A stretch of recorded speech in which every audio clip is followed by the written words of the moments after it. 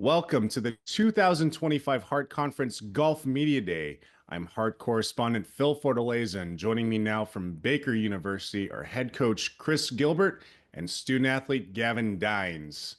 Coach Gavin, thanks for being here. How's it going this morning? Good, good. Thanks for having us. Very good. All right, Coach. First question for you. Like your women's team, your men's team also won the Heston Shootout last week. What was key to their success during that tournament? So Heston was a great test to get us ready. We not only is it a great course and a great field, but the conditions were very challenging. And I was really proud of how the guys fought, and it was kind of turned into a battle of who could make less mistakes. And we got off to a slow start in round one, and we just kind of held as steady as we could and kind of let the field come back to us, and that ended up paying off big time. We actually ended up getting into a 10-man playoff that we had a tough loss in, but it counts on scoreboard as a win as well. And it was a great confidence boost for the team and the program. And to have Gavin winning individually as well was huge for his confidence. Yeah, very good. Very good. Coming into this week with a lot of momentum. All right, so let's talk. Coach, can you talk to us about let's introduce. Oh man, um, can you introduce us to Gavin and talk about his importance to the team? Yeah, very important. Gavin's a sophomore on the team. He's from nearby Olathe, and he's been a huge leader, not only from a culture standpoint, but from a competitive standpoint as well. This was your fourth win. So it's been just really impressive to watch, and I think it's been a really great experience for him as well, just kind of learning to play with the lead and be in the hunt as well. Very good. All right, Gavin. You recently won Hart Men's Golfer of the Week. What did that honor mean to you? It means, it's really cool to see my name up there and to know that I can compete with these really great guys that we've got in conference. There's so many big names that can go out and post low scores every day, but to see myself up there and consistently with the top guys and to see myself get that Heart of America Player of the Week award, it's really cool to know that I can do it and to see myself up there. Very good. All right. Not just the Hart Golf Men's Golfer of the Week accolade, you also won the individual title at the Heston Shootout. So let's talk about what was working that day. So like what were you like what did you feel was going right that day for you? I think it was just kind of a combination of the ball striking finally getting paired with some decent short game. I think it was super windy the last day of the tournament. Those last 18 holes was blowing probably 30 miles an hour.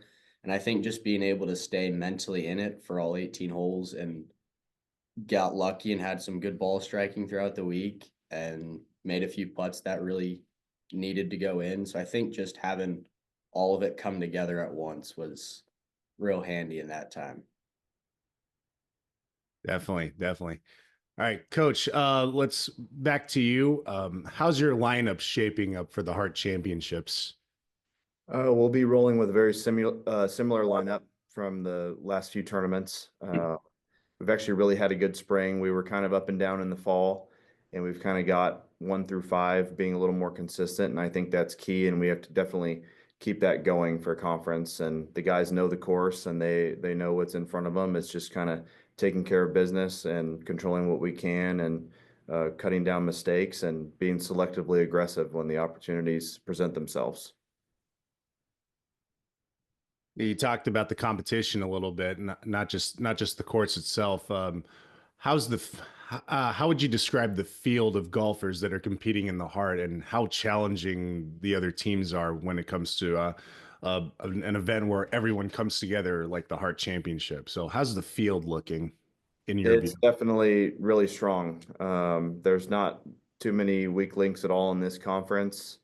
We saw that in the fall as well, and I definitely think it adds to the excitement for the guys to be there and to compete against one of the premier conferences on a premier track. So I think that definitely helps. We just really need to kind of focus on ourselves and playing our best, because that's going to be the only way that we have a chance to compete, and kind of hopefully the chips will fall where they should if we do that. Okay. All right. Coach, let's talk about the course a little bit too. We'll talk about Lionsgate. How do you feel it's going to test your team's strengths?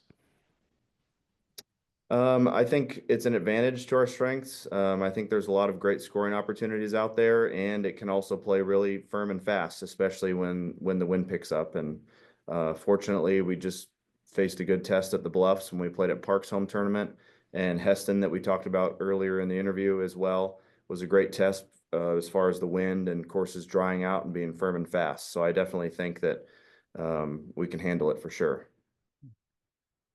Gavin, can you describe your mindset heading into a big event like the Hard Conference Championship? Yeah, I think coming in off of some good weeks of golf, I think just trying to stay within myself and not get too carried away or absent-minded with other outside stuff. So just kind of keeping in my own way, knowing that I know the golf course and knowing I'm playing some good golf. So just kind of staying focusing on myself and not letting other stuff kind of get in my head and in the way. Okay. All right, let's talk about the squad a little bit from your perspective, Gavin. What's the biggest growth you've seen in on the team from the start of the year to right now? I think the fact that we are all so close with each other. I mean, every single one from the one guy to the nine guy, I think we're all super close with each other. And I'd argue to say we probably have the closest team bond of anyone in the Heart. And I think having that team bond allows us all to play better golf. We're not, yes, we're competing for spots, but we're also happy for other guys if they get spots.